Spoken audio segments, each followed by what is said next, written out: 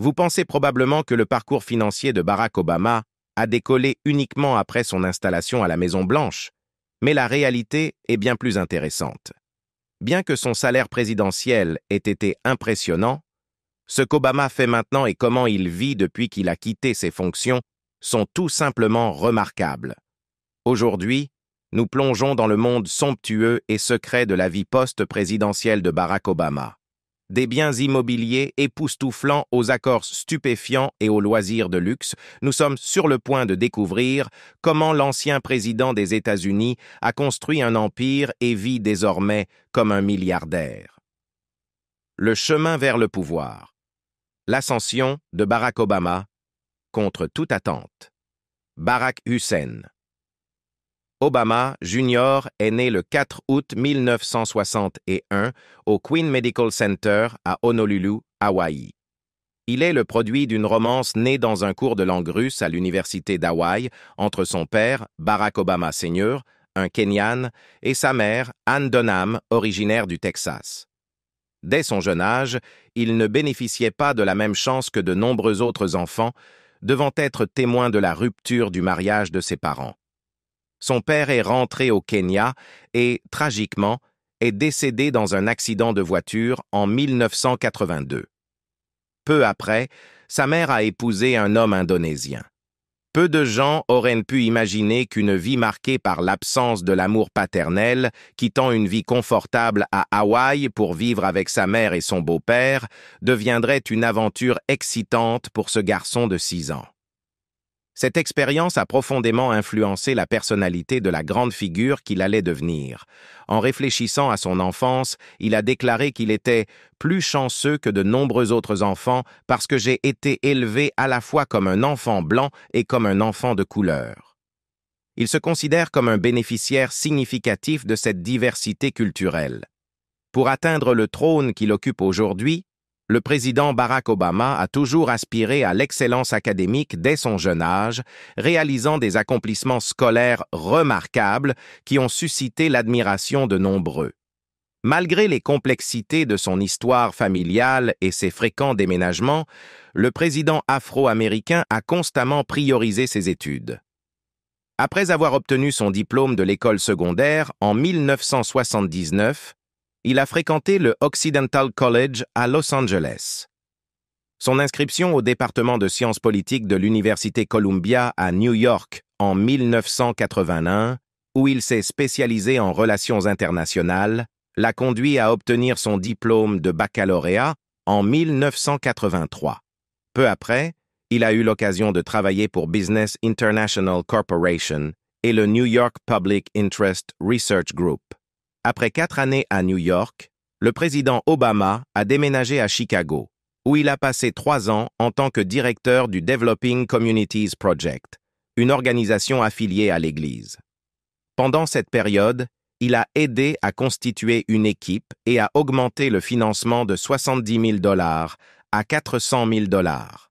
Parmi les réalisations notables de cette période, on trouve l'établissement d'un programme de formation professionnelle, d'un programme de préparation à l'université et d'une organisation de droits des locataires dans le cadre du projet Altgeld Gardens. De plus, il a été consultant et guide pour l'organisation Gamaliel, un institut d'organisation communautaire. À la fin de 1988, il a été accepté à la Harvard Law School. Pendant ses études, il est devenu président du Harvard Law Review et a travaillé pour le cabinet d'avocats Sidley & Austin, où il a rencontré sa femme actuelle, Michelle Lavone Robinson. Obtenir son diplôme de Harvard avec les honneurs summa cum laude a marqué une étape importante dans son parcours académique. En 1991, il a commencé à enseigner le droit et le gouvernement à la faculté de droit de l'Université de Chicago.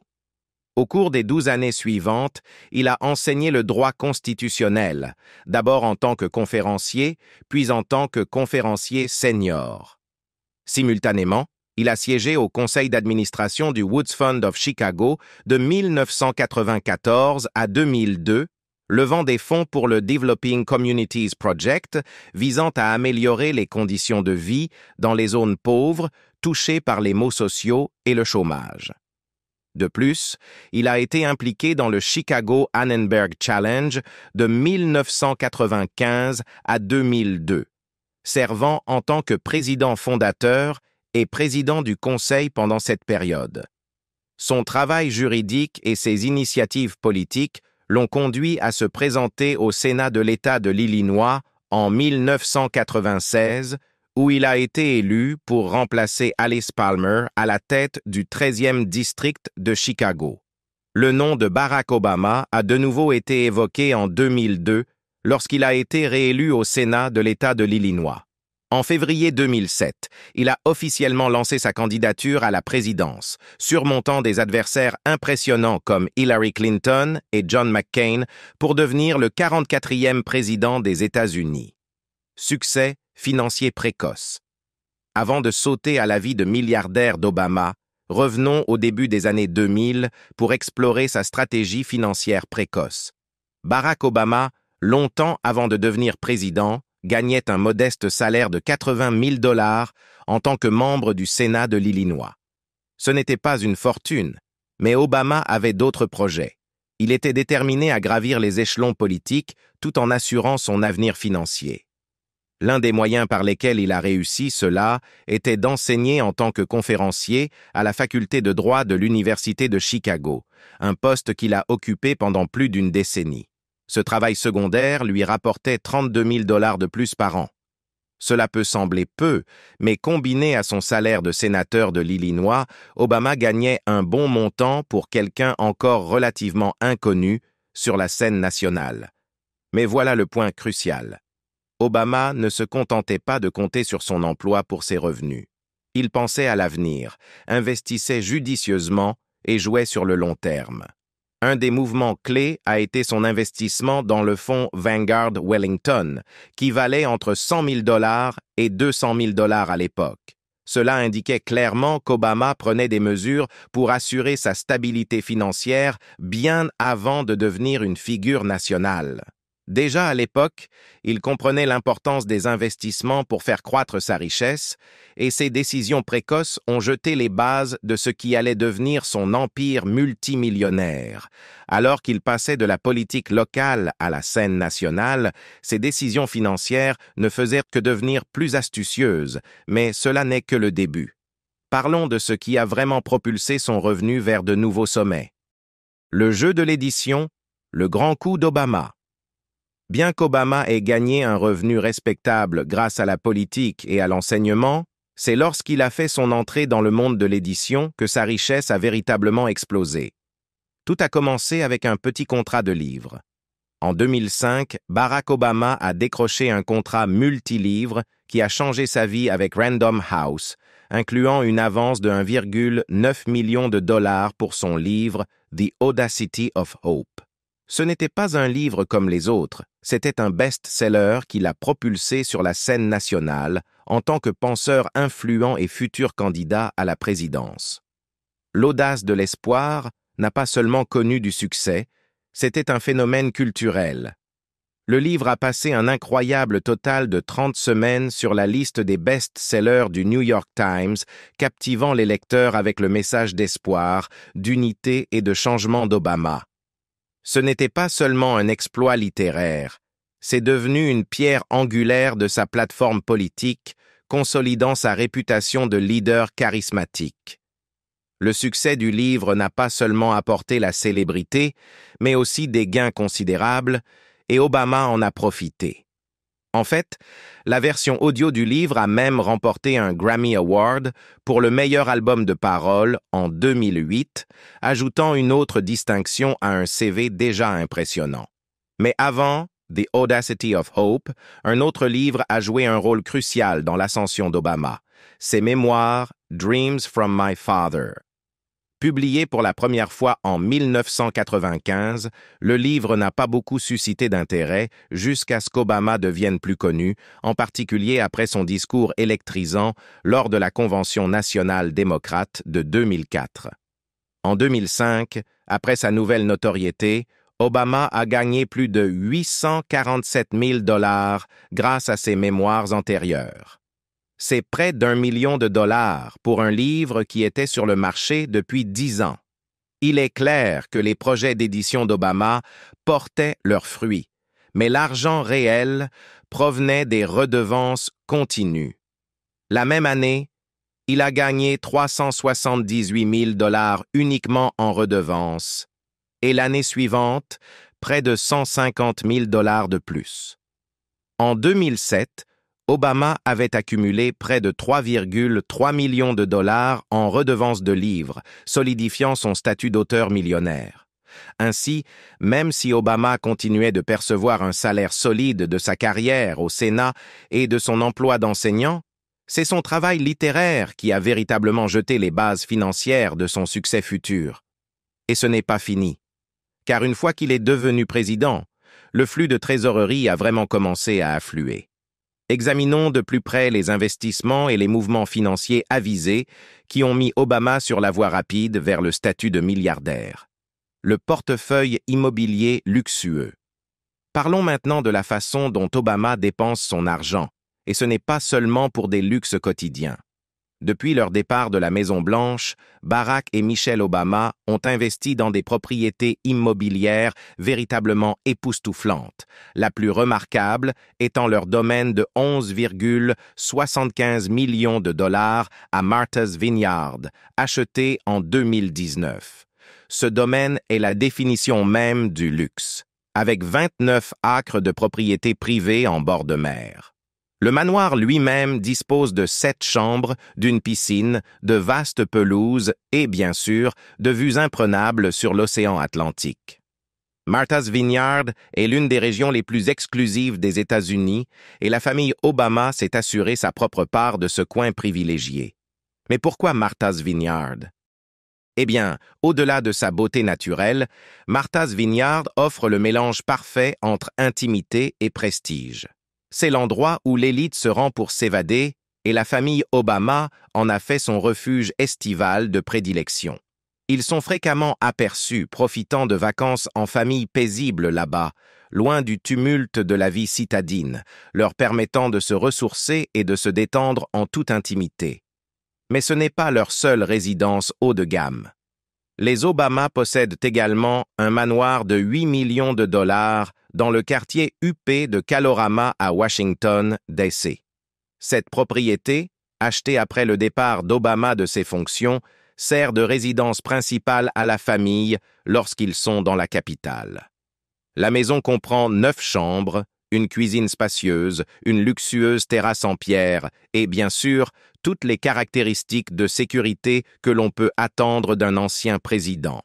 Le quartier de Kalorama abrite des diplomates, des politiciens et des milliardaires, ce qui en fait l'endroit idéal pour les Obama après leurs années à la Maison-Blanche.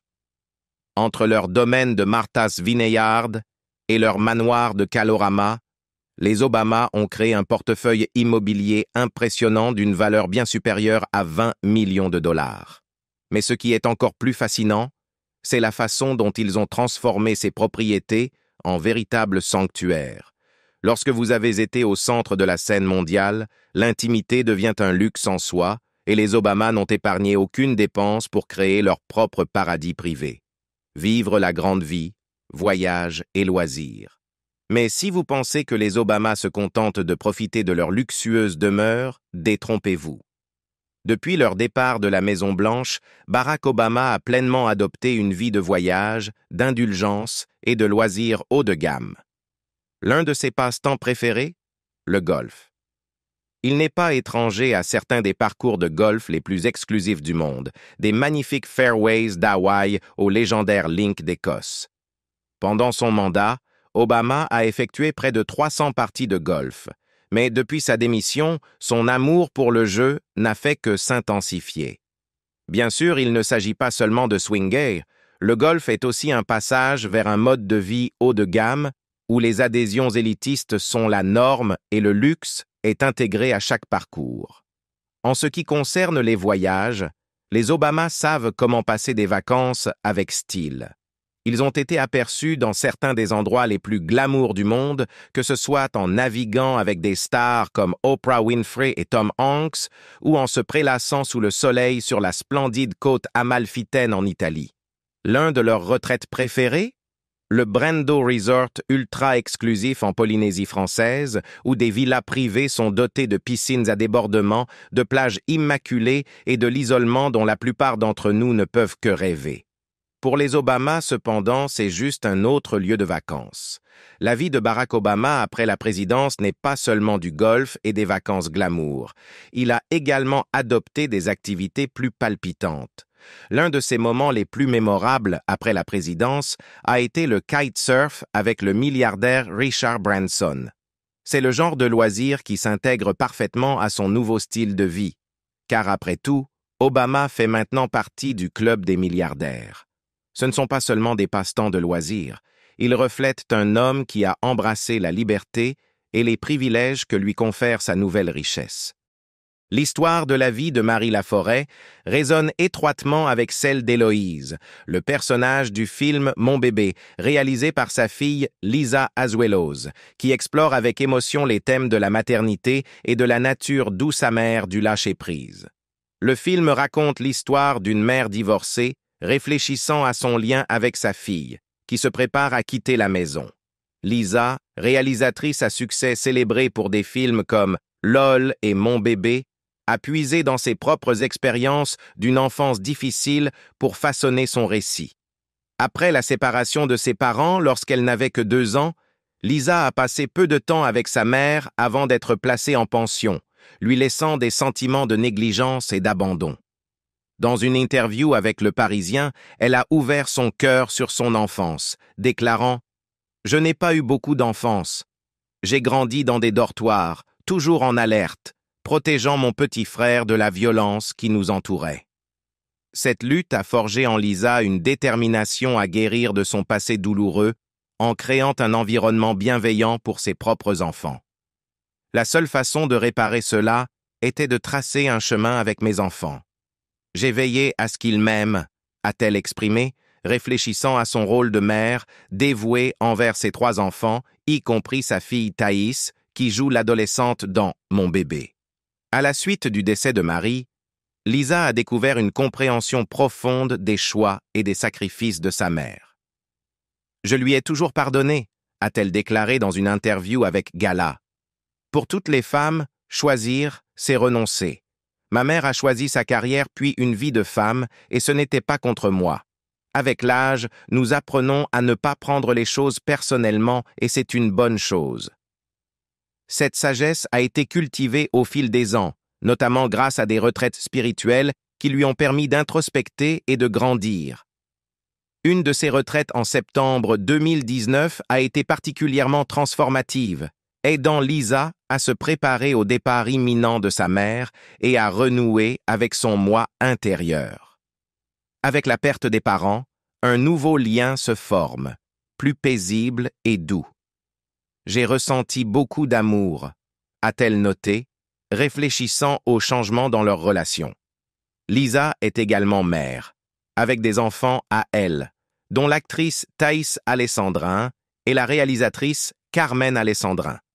Elle chérit un bracelet offert par Marie juste avant son décès, symbole de leur lien durable et des complexités de l'amour qui transcendent les défis qu'ils ont affrontés.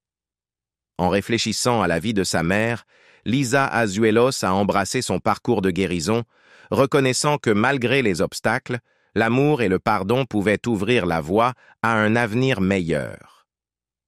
L'héritage de Marie Laforêt, en tant qu'artiste talentueuse et femme aux multiples facettes, continue d'inspirer et de résonner profondément chez ceux qui chérissent sa mémoire. Son histoire sert de rappel des complexités de la maternité et de la force durable trouvée dans la vulnérabilité et la résilience. Les plus exclusifs du monde, des magnifiques fairways d'Hawaï au légendaire Link d'Écosse. Pendant son mandat, Obama a effectué près de 300 parties de golf, mais depuis sa démission, son amour pour le jeu n'a fait que s'intensifier. Bien sûr, il ne s'agit pas seulement de swinger, le golf est aussi un passage vers un mode de vie haut de gamme où les adhésions élitistes sont la norme et le luxe est un... Ce style de vie de jet-set, combiné à des loisirs exclusifs, montre comment Barack Obama a su faire la transition entre la Maison-Blanche et une vie remplie de luxe, d'aventure et de loisirs. Tandis qu'il et Michelle continuent de rester sous les projecteurs à travers leurs travaux de fondation et leur activisme, ils tirent également le meilleur parti de la liberté financière qu'ils ont acquise. Leur vie équilibre maintenant des expériences haut de gamme avec un charme accessible, faisant d'eux non seulement d'anciens dirigeants, mais aussi des icônes modernes en matière de mode, de style de vie et d'aventure. L'empire Netflix, Higher Ground Productions. Mais Barack Obama ne se contente pas de profiter de sa richesse, il l'augmente également.